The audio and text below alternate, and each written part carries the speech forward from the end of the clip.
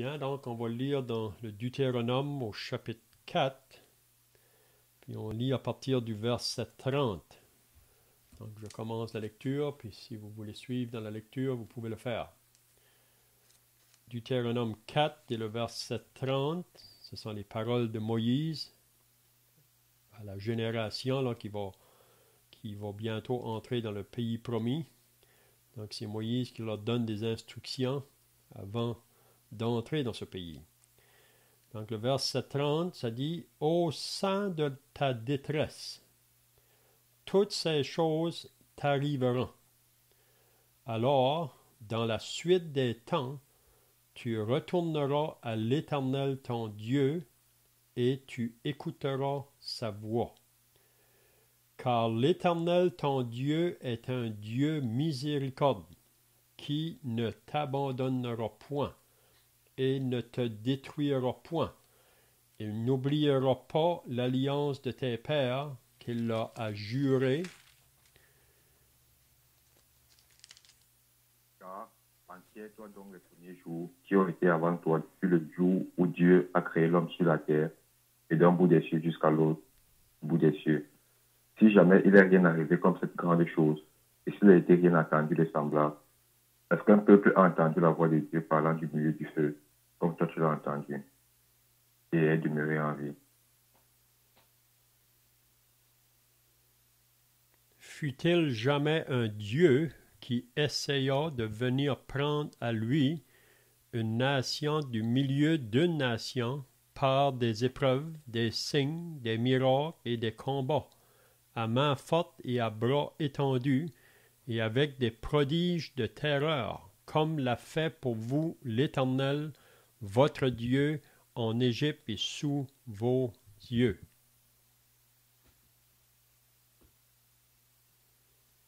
Cela t'a été montré, afin que tu connaisses que l'Éternel est Dieu, et qu'il n'y en a point d'autre que lui. Des cieux, il t'a fait entendre sa voix pour t'instruire, et sur la terre, il t'a fait voir son grand feu, et tu as entendu ses paroles du milieu du feu.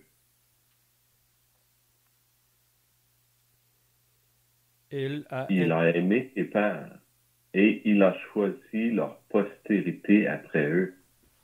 Il t'a fait lui-même sortir d'Égypte par sa grande puissance. Il a chassé devant toi des nations supérieures en nombre et en force pour te faire entrer dans leur pays, pour t'en donner la possession comme tu le vois aujourd'hui. Sache donc en ce jour et retiens dans ton cœur que l'Éternel est Dieu en haut dans le ciel et en bas sur la terre, et qu'il n'y en a point d'autre.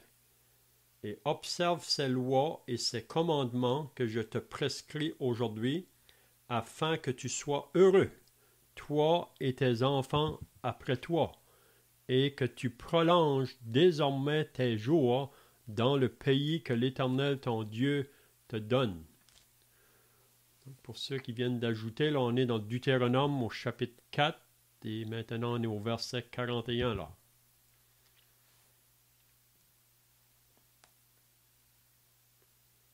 Alors Moïse sépara 3 villes, en deçà du Jourdain, vers le soleil levant, afin que l'homicide qui aurait tué son prochain sans le savoir, et qui ne l'aurait pas haï auparavant, s'y enfuit, et que, s'enfuyant dans l'une de ces villes-là, il vécut.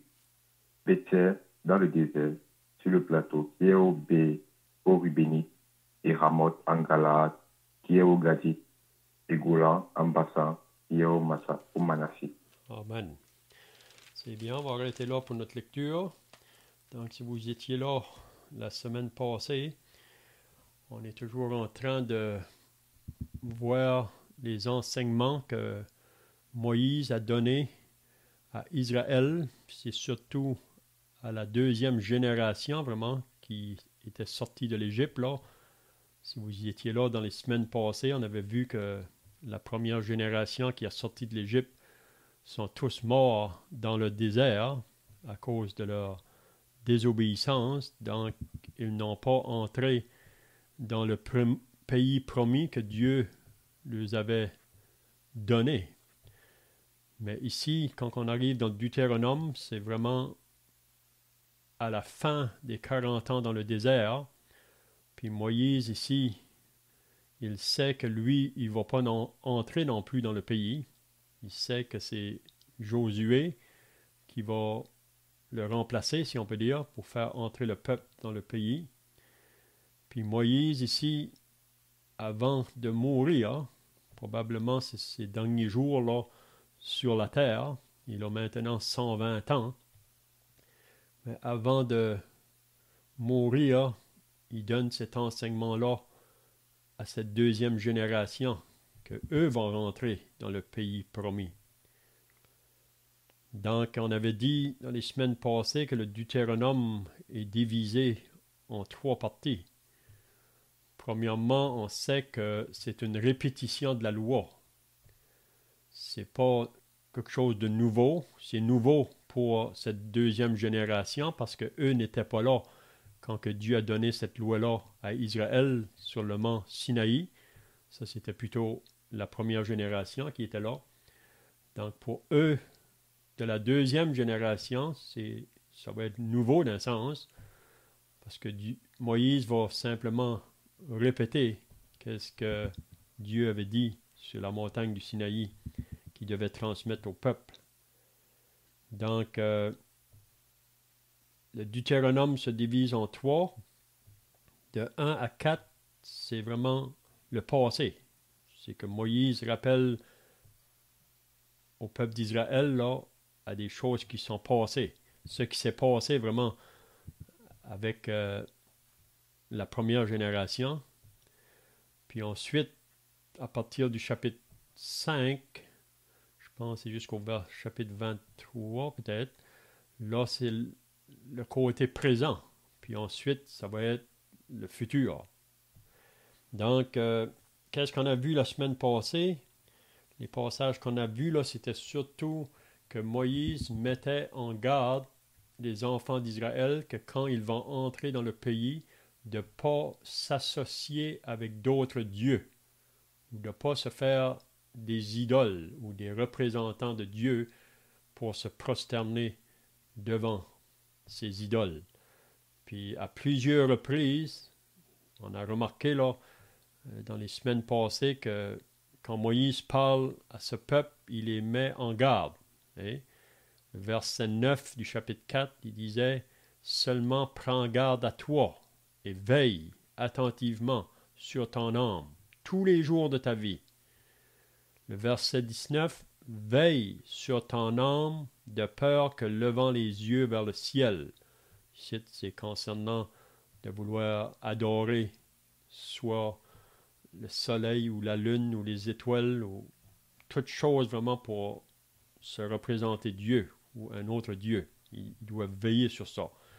Le verset 23, il disait « Veillez sur vous, afin de ne point mettre en oubli l'alliance que l'Éternel, votre Dieu, a traitée avec vous. » Puis qu'est-ce qu'on avait vu par la suite, là, jusqu'au verset 29, c'est que Moïse leur dit les conséquences qui vont arriver s'ils n'obéissent pas à la loi. Donc, pour le peuple d'Israël, qu'est-ce qui va être leur bénédiction? C'est dans l'obéissance à la parole de Dieu, aux enseignements que Dieu leur a donnés. Mais s'ils vont désobéir, ça va apporter la malédiction. Donc, c'est ça qu'on va continuer à regarder aujourd'hui. Puis ici, vraiment, Moïse leur dit qu'ils vont aussi prendre des chemins d'éloignement. Puis il leur donne toutes les conséquences à ça. Mais qu'est-ce que Moïse va leur faire comprendre? C'est que Dieu, lui, reste toujours fidèle dans la promesse qu'il a faite à Israël. Donc, si eux sont infidèles, Dieu va rester fidèle.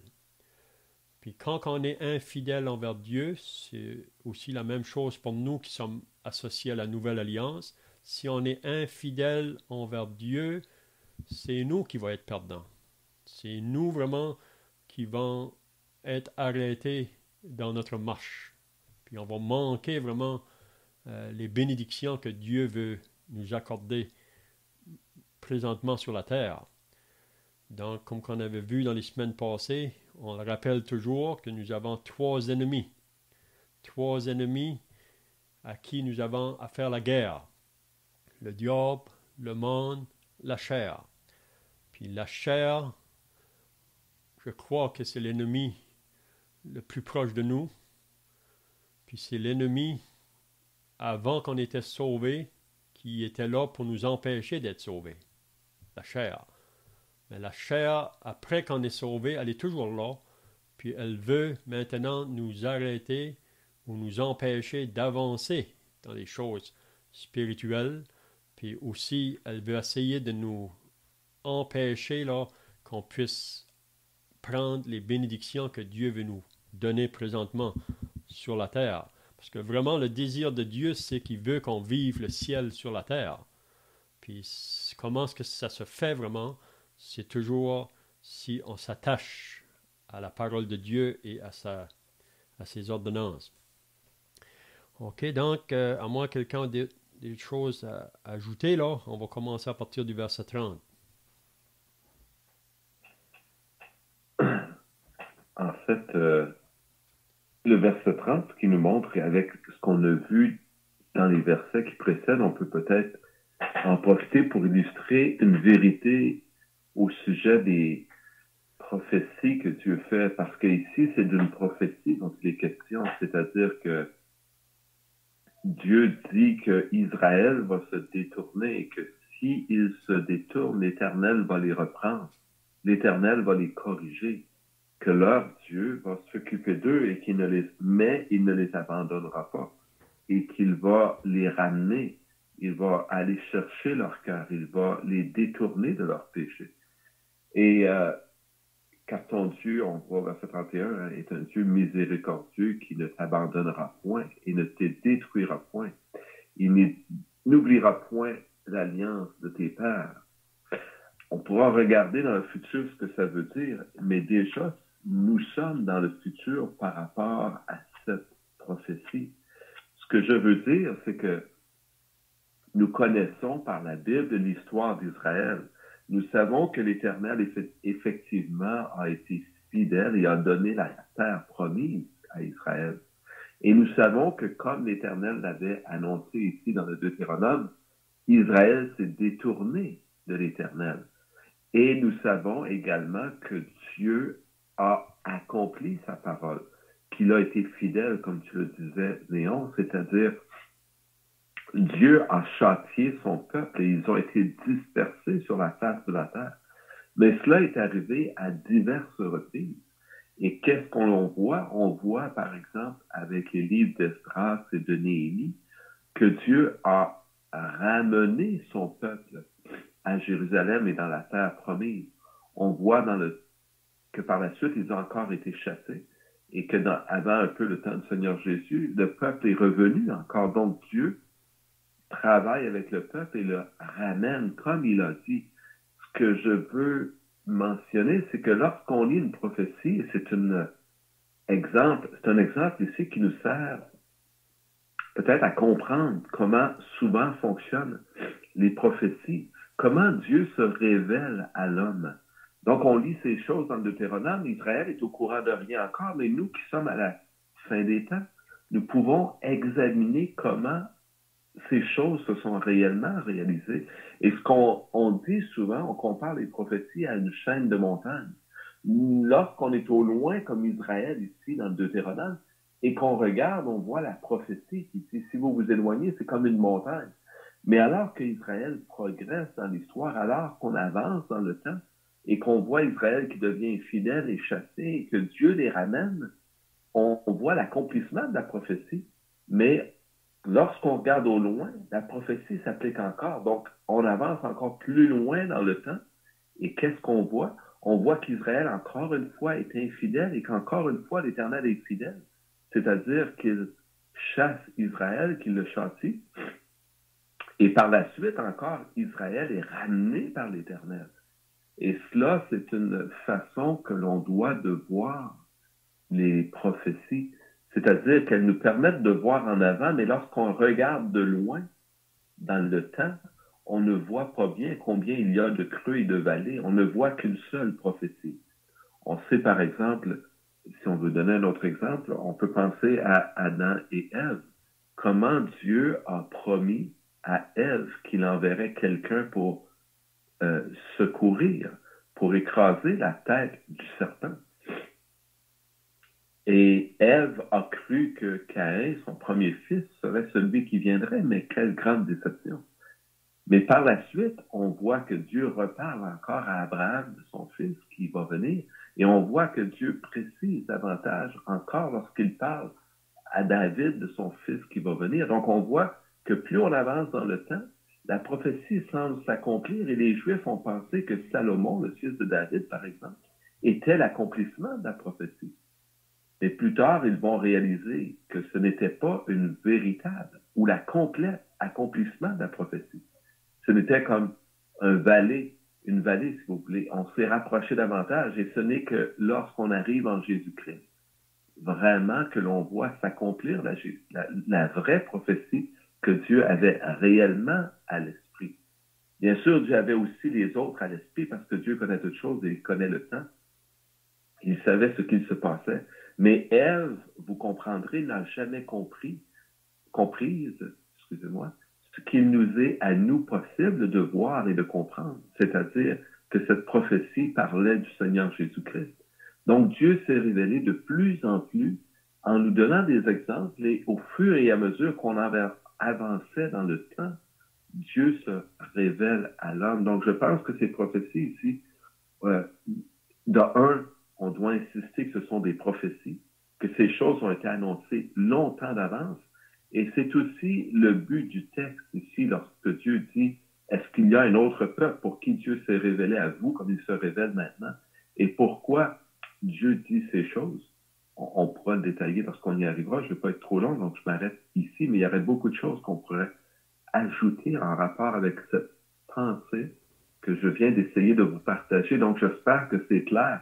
Lorsqu'on parle de prophéties et qu'on les voit de loin et qu'elles sont comme des creux et des vallées, il peut y avoir plusieurs collines, plusieurs montagnes avant d'arriver à l'accomplissement, si on peut dire, total de la prophétie, qui un jour aura lieu, mais qui, entre-temps, nous est révélé par des accomplissements, si on peut dire, partiels de la prophétie.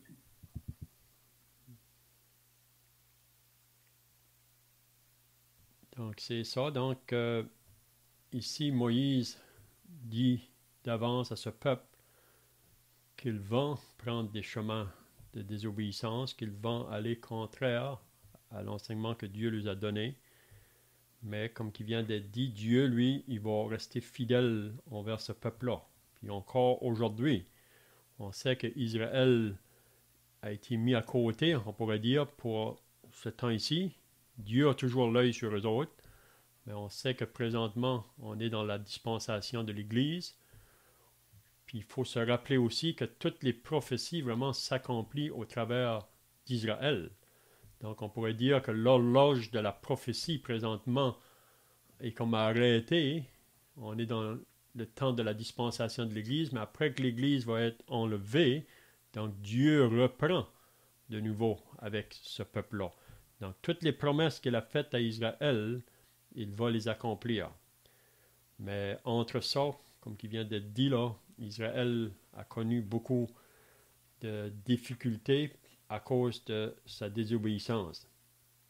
Donc le verset 30 et 31, on l'a déjà lu là un peu. Donc il dit, au sein de la détresse, toutes ces choses t'arriveront. Alors dans la suite des temps, tu retourneras à l'Éternel ton Dieu et tu écouteras sa voix.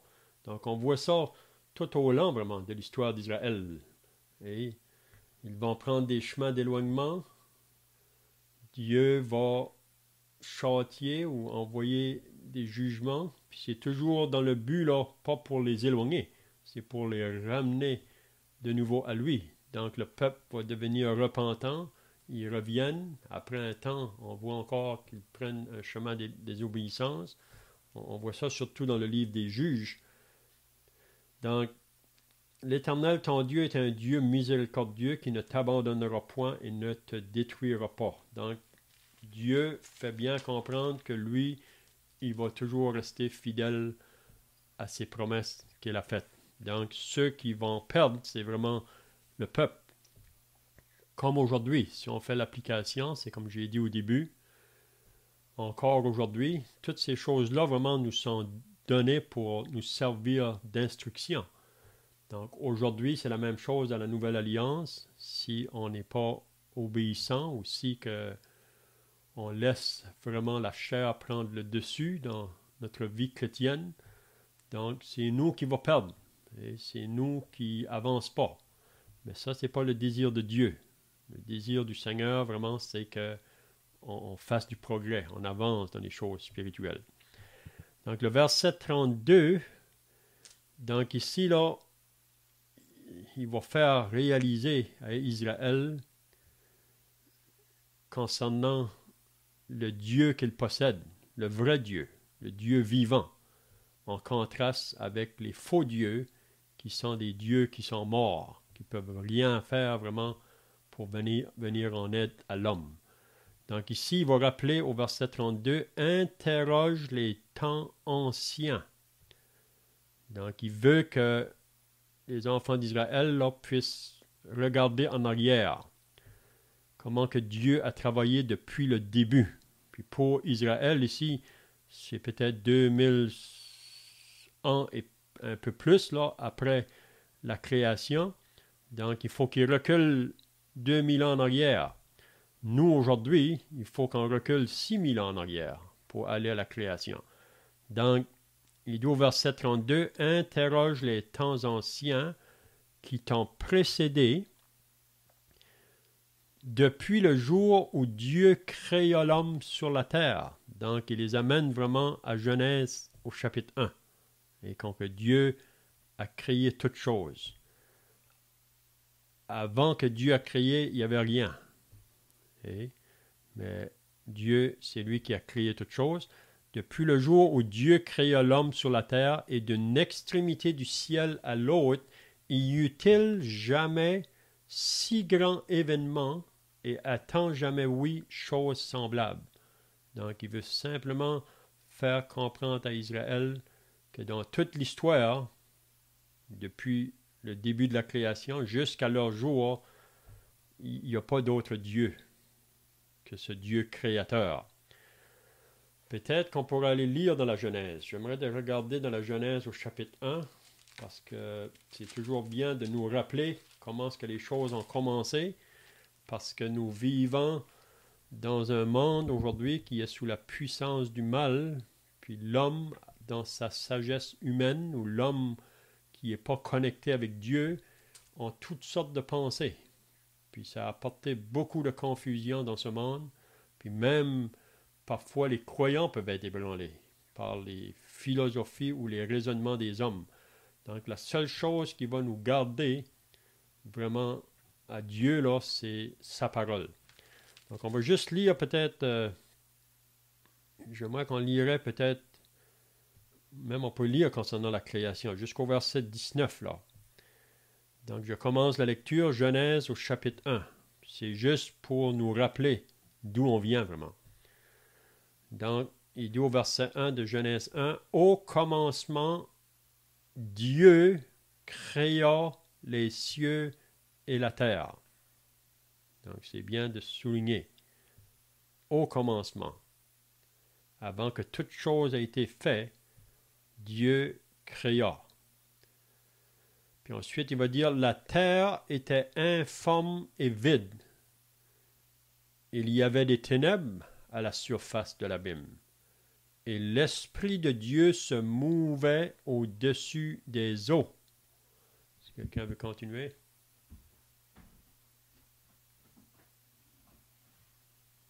Dieu dit, que la lumière soit, et la lumière fut. Dieu vit que la lumière était bonne. Dieu sépara la lumière d'avec les ténèbres.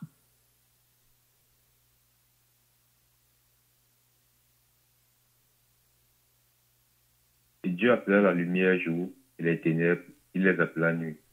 Et il y eut un soir, et il y eut un matin, ce fut le premier jour. Et Dieu dit, qu'il y ait une étendue entre les eaux, et qu'elle sépare les eaux d'avec les eaux. Et Dieu fit l'étendue, et il sépara les eaux qui sont au-dessous de l'étendue d'avec les eaux qui sont au-dessus de l'étendue. Et cela fut ainsi. Dieu appela l'étendue ciel. Ainsi il y eut un soir et il y eut un matin, ce fut le second jour. Dieu dit que les eaux qui sont au-dessous du ciel se rassemblent en un seul lieu, et que le sec paraisse. Et cela fut ainsi. Dieu appela le sec terre, et il appela l'amas des eaux mer. Dieu vit que cela était bon.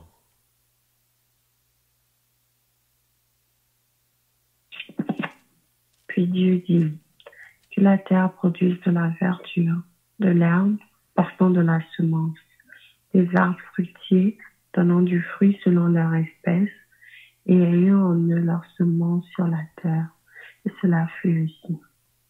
La terre produisit de la verdure, de l'herbe portant de la semence selon son espèce, et des arbres donnant du fruit, et ayant en eux leur semence selon leur espèce.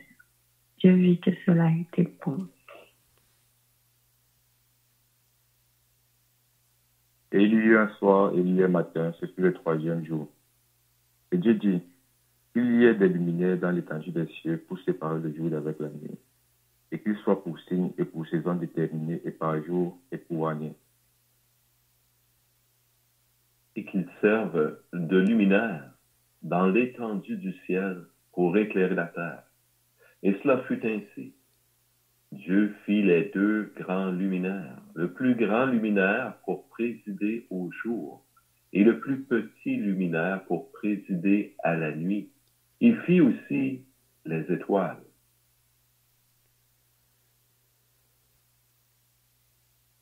Dieu les plaça dans l'étendue du ciel pour éclairer la terre, pour présider au jour et à la nuit, et pour séparer la lumière d'avec les ténèbres. Dieu vit que cela était bon. On va continuer, on va aller jusqu'à la fin du chapitre, parce que j'aimerais qu'on lise tout là. Ainsi, il y eut un soir et il y eut un matin. Ce fut le quatrième jour. Dieu dit que les eaux produisent en abondance des animaux vivants et que des oiseaux volent sur la terre vers l'étendue du ciel. Et Dieu créa les grands animaux des eaux, et tout être vivant qui se meut, dans les eaux fourmis, selon leur espèce, et tout oiseau ailé selon son espèce. Et Dieu vit que cela était bon. Et Dieu les bénit, disant, fructifiez et multipliez, et remplissez les eaux dans les mers, et que l'oiseau multiplie sur la terre. Dieu dit que la terre produise des animaux vivants selon leur espèce, du bétail, des reptiles et des animaux terrestres selon leur espèce. Et cela fut ainsi. Dieu fit les animaux de la terre selon leur espèce, le bétail selon son espèce, et tous les reptiles de la terre selon leur espèce. Dieu vit que cela était bon. Puis Dieu dit, faisons l'homme à notre image, selon notre ressemblance, et qu'il domine sur les poissons de la mer et sur les oiseaux du ciel, sur le bétail, sur toute la terre et sur tous les reptiles qui rampent sur la terre. Dieu créa l'homme à son image, il le créa à l'image de Dieu, il créa l'homme et la femme.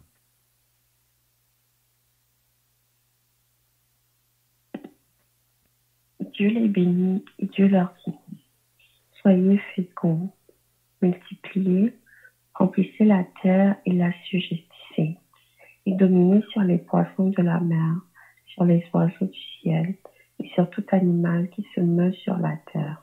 Et Dieu dit, voici, je vous donne toute herbe portant de la semence, et qui a la surface de toute la terre, et tout arbre ayant en lui du fruit d'arbre, et portant de la semence. Ce sera votre nourriture. Et à tout animal de la terre, et à tout oiseau de ciel, et à tout ce qui rampe sur la terre, qui a en soi une âme vivante, j'ai donné toute plante verte pour nourriture, verte pour nourriture. Et il fit ainsi. Et Dieu vit tout ce qu'il avait fait, et voici, cela était bon. Et il y a un soir, et il y a un matin, c'était le 6e jour. Amen. Donc, je veux juste vous faire remarquer que ce qu'on a lu dans le Deutéronome au verset 32, il dit « Interrogez les temps anciens qui t'ont précédé depuis le jour où Dieu créa l'homme sur la terre. » Donc, il cite, Moïse apporte quand que Dieu a créé l'homme sur la terre. Puis qu'est-ce qu'on a lu dans la Genèse? Vous savez que l'homme, dans la création de Dieu, a été créé en dernier, si on peut dire.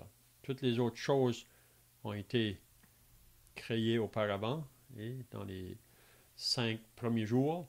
Puis on voit que le 6e jour, c'est là que Dieu a créé l'homme. Donc, la raison que j'ai voulu lire ça, là, c'est comme j'ai dit tout à l'heure, même nous, comme croyants, c'est toujours bien de lire la parole et de la relire, parce que c'est elle vraiment qui va nous garder de toute la confusion qui se trouve dans ce monde, même pour ce qui concerne la création de l'homme, d'où est-ce qu'on vient. Et vous savez qu'il y a beaucoup de choses qui sont dites à propos de ça, même dans les écoles, qui est vraiment contraire à ce que la parole de Dieu nous dit.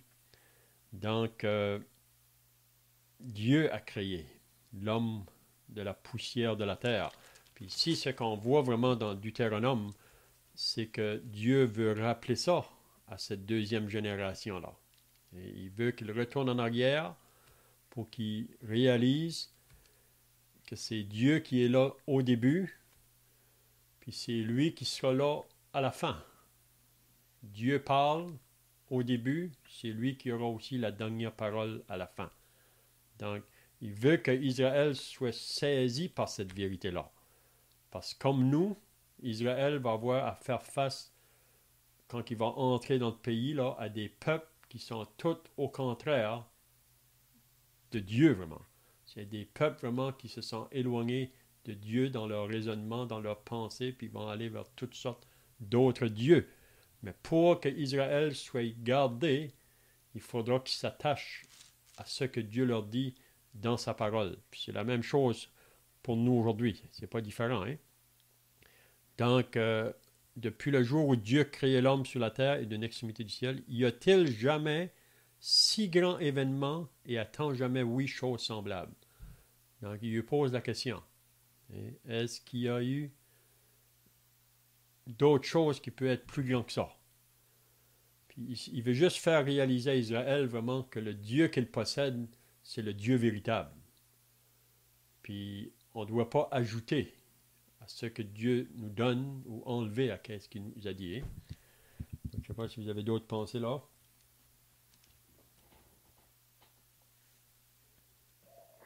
En fait, je ne ferai pas de commentaire sur la Genèse que tu as lue, si ce n'est de dire, parce qu'on pourrait parler pendant des heures et des heures de ce texte qui est formidable. Mm-hmm. Et effectivement, comme tu l'as dit, Léon, à tout le moins ici au Canada, où nous sommes, les universités, les écoles où je suis allé nous enseignent que l'homme s'est créé lui-même, que c'est l'évolution, etc. Donc, et c'est ce que j'ai cru moi-même avant de me convertir. J'avais 26 ans lorsque je suis devenu croyant.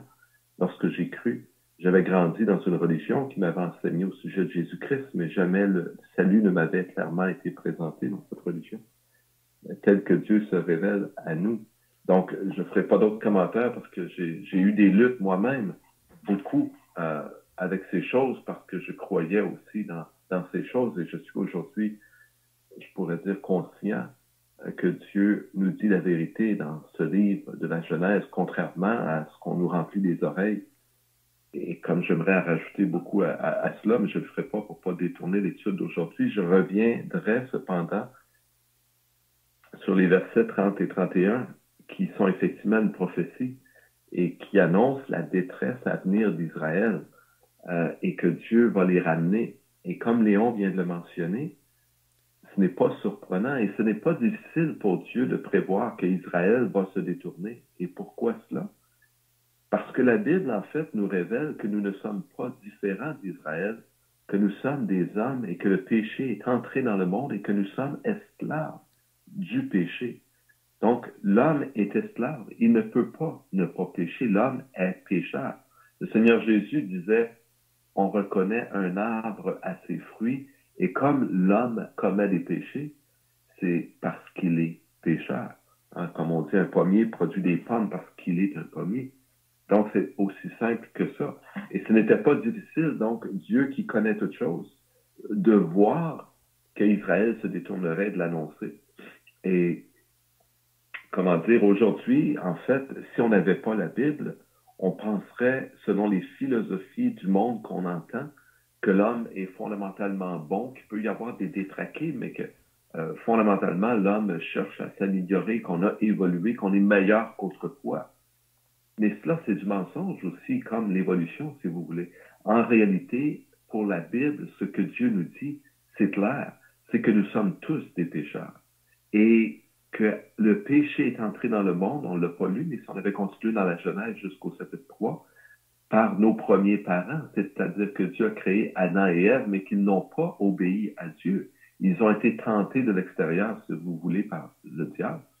Et partant de là, si Adam avait été créé à l'image de Dieu, mais maintenant, les fils d'Adam, c'est écrit, ils sont à l'image d'Adam. Nous sommes tous venus en Adam. Nous sommes tous une seule chair, un seul sang. Donc, le racisme, bien sûr, c'est une chose qui est condamnée par la Bible parce que nous sommes tous égaux, tous semblables devant Dieu. Mais au-delà de ça, ce que Dieu nous dit, c'est que nous sommes tous des pécheurs. Donc, il n'est pas surprenant qu'Israël se détourne et prenons garde pour nous-mêmes. Prenons ces enseignements que Dieu donne, comme Léon vient de le dire, lorsqu'il dit interroge les temps anciens, etc., et voit, Dieu démontre qu'il est le seul Dieu. Et on voit que depuis Adam et Ève, comme le mentionnait aussi Léon, tous les peuples se sont détournés. Donc, c'est là notre sort si nous ne nous attachons pas à ce que Dieu nous dit. Nous allons nous détourner. Et la tendance est dans ce sens. Et nos enfants qui nous viennent au monde, on doit s'attacher à leur enseigner. C'est d'ailleurs ce que nous verrons et ce que Dieu enseignera dans le chapitre 5 du Deutéronome. On doit s'attacher à leur enseigner la parole de Dieu. En faire vraiment notre raison d'être, si on peut dire. Dieu dit, quand tu te lèveras, quand tu te coucheras à ton départ, à ton arrivée, quand tu seras en voyage, etc., on se doit d'inculquer ces choses à nos enfants. Donc, Dieu se fait connaître et fait connaître à Israël qu'il est le vrai Dieu. Et pour ce qui est de la prophétie, encore, quand Dieu dit qu'il va les ramener, qu'ils auront des détresses, etc., mais qu'il est un Dieu fidèle, je ne allongerai pas là-dessus parce que Léon fait des études sur l'Apocalypse déjà le samedi soir. Mais on voit dans l'Apocalypse comment Dieu, à la fin, effectivement et ultimement, va ramener Israël à lui. Comment ils vont se tourner vers le Dieu vivant, le Dieu créateur, comme c'est annoncé ici dans le livre du Deutéronome. Donc, c'est vraiment formidable que nous puissions jeter un coup d'œil à ces choses et c'est j'espère, une fortification pour nos âmes, pour notre foi, de voir que Dieu a annoncé ces choses d'avance, qu'il est le seul vrai Dieu, qu'il est l'éternel. Dieu savait ces choses d'avance et il les a annoncées à Israël.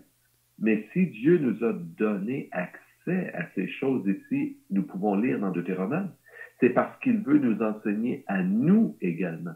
Donc, ne regardons pas uniquement Israël comme si ces choses véritablement n'étaient dites que pour Israël, mais réellement, la pensée et le cœur de Dieu, c'est de nous enseigner, nous, qui sommes parvenus maintenant à la fin des siècles.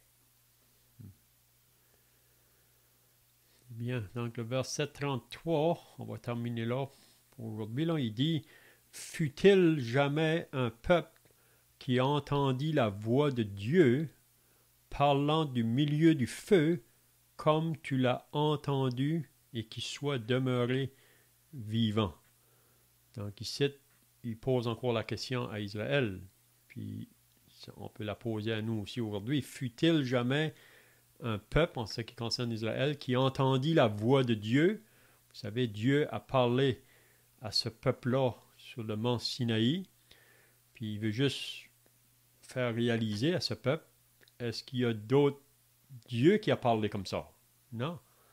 Vous vous rappelez, on peut peut-être terminer là, vous vous rappelez dans 1 Roi au chapitre 18, quand Élie, le prophète, a fait monter sur la montagne là, du Carmel 850 prophètes. Il y en avait 450 des prophètes de Baal, puis il y avait 400 des prophètes Astarté. Puis la raison que Élie a demandé même au roi Achab de venir sur la montagne avec tout le peuple, là, parce qu'Israël s'avait éloigné. Le roi Achab, on dit, c'était le pire des rois qui a vécu en Israël. Puis lui s'est tourné vers le dieu Baal parce qu'il a été prendre une femme en dehors, là, puis elle l'a entraîné vers son dieu. Puis vous savez que si le roi se détourne, souvent, la grosse chose qu'il va faire, c'est qu'il va entraîner le peuple avec lui. Donc la majorité du peuple, ça avait été entraîné vers le dieu Baal. Puis c'est là, quand Élie s'est présenté, là, vous vous rappelez dans le chapitre 17, il a apporté un jugement sur Israël. Ça, c'est vraiment de la part de Dieu. Élie a été envoyé par Dieu pour annoncer à Israël, à cause de leur égarement, que Dieu va juger. Il va envoyer une famine, une sécheresse. Hein? Mais si vous allez au chapitre 18, c'est là, après le 3 ans, si on peut dire, de sécheresse, là, il a fait monter ce peuple-là sur la montagne. Puis il a dit, jusqu'à quand clocherez-vous des deux côtés? Si c'est Dieu, l'Éternel, qui est vrai, suivez-les. Puis si c'est Baal, suivez-les. Puis là, qu'est-ce qu'il a fait? Il a fait arranger un autel pour lui-même, puis aussi pour les prophètes de Baal, là. Puis il a dit, vous allez invoquer votre Dieu Baal, puis s'il répond votre prière, il va allumer l'autel. Puis moi, je vais faire la même chose. Puis c'est le Dieu qui va répondre, c'est celui qui est Dieu. Puis si vous vous rappelez, il a dit aux prophètes de Baal qu'eux pouvaient commencer. Ils ont fait leur autel, puis là, ils vont commencer à invoquer leur Dieu. Puis même Élie disait, vous ne parlez pas assez fort, peut-être que votre Dieu dort, il faut parler plus fort afin qu'il se réveille. Donc, Élie vraiment un peu se moquait des autres. Mais vous vous rappelez que tout l'avant-midi, ils vont invoquer, puis il n'y a rien qui a bougé. Et un Dieu mort. Le Dieu Baal, c'est un Dieu mort. Mais quand Élie s'est levé, lui, pour prier le Dieu l'Éternel, sa prière est bien courte. Puis si vous vous rappelez, avant même qu'il a prié, il avait apporté de l'eau là, pour arroser l'autel bien comme il faut. Il y avait de l'eau tout autour, mais sa prière était bien courte. Puis le feu, Dieu a envoyé le feu pour allumer son holocauste. Donc, c'est lui le Dieu vivant. Puis vous vous rappelez qu'est-ce qui est arrivé par la suite. Il a fait mourir tous ses prophètes. Mais on sait aussi que par la suite, quand que Jézabel a su ça, parce que Jézabel n'était pas là, mais quand elle a su ça, elle a décidé qu'avant 24 heures, qu'Élie serait mort. Puis vous vous rappelez qu'Élie s'est sauvé. Il a eu peur de cette femme-là. Mais c'est juste pour dire que le Dieu vrai, il y en a seulement un. Il y a plusieurs faux dieux. Puis le moment qu'on s'égare du vrai Dieu, on va vers les faux dieux. Puis ça, c'est pas exemple pour nous autres. N'importe qui s'éloigne de Dieu et sa parole, on va se faire des dieux à notre image. Hein? Donc, à moins que quelqu'un ait d'autres choses, là, sinon, on va terminer ici, puis on pourra continuer la semaine prochaine de la même pensée, là.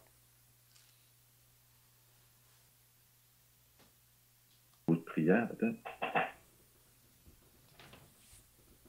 Ô Père éternel, notre cœur t'exalte. Tu nous montres ces choses, Seigneur, ce n'est pas, et nous le réalisons, qu'à Israël que tu parles. Et Seigneur, tu nous montres, par cet exemple que nous venons d'entendre, dans le livre des rois avec Élie le prophète, tu nous montres comment le peuple s'est éloigné de toi. Seigneur, serions-nous plus forts, plus intelligents que ces peuples d'autrefois? Tu nous dis que non. Tu nous dis que nous sommes de la même nature, que nous sommes tous des hommes. Seigneur Dieu, ces leçons que tu nous montres dans ta parole servent à nous instruire et à nous avertir, nous, qui sommes rendus à la fin des siècles. Notre Dieu, tu es le Créateur. Depuis le commencement, tu as fait l'homme. Et tu as dit à l'homme ce qui est droit, mais l'homme s'est détourné de toi. Ô notre Dieu, nous te bénissons de ce que, comme nous venons de le lire dans ce livre du Deutéronome, tu es un Dieu fidèle. Tu es un Dieu plein de miséricorde. Et dès le commencement, tu n'as ni détruit nos parents, ni abandonné nos premiers parents, Adam et Ève. Mais au contraire, dans ta miséricorde, eux qui t'avaient offensé, Seigneur, tu es venu au-devant d'eux pour leur offrir le secours, ta main bienveillante qui les garde et qui les libère. Et Seigneur, c'est ce que tu as fait. Et comme nous l'avons mentionné, notre Dieu, comment pouvaient-ils, eux, voir tout ce que tu mets devant nos yeux? Car nous avons devant les yeux le Seigneur Jésus-Christ mourant sur la croix, sur le bois infâme. Ta parole de nous dire qu'il a plu à l'Éternel de le briser par la souffrance. Et Seigneur, c'était afin de nous secourir qu'il est ainsi sacrifié, qu'il s'est donné lui-même. Le Seigneur de dire, personne ne m'ôte la vie.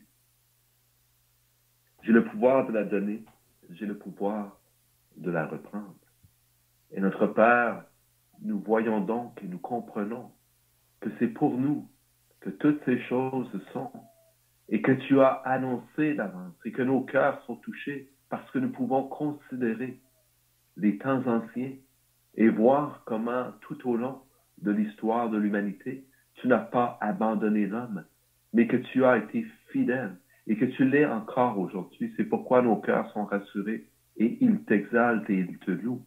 Béni soit le nom de l'Éternel, car il fait toutes ces choses et il nous montre à la face du monde et de la terre qui il est. Père, nous te bénissons par Jésus, notre Sauveur. Amen.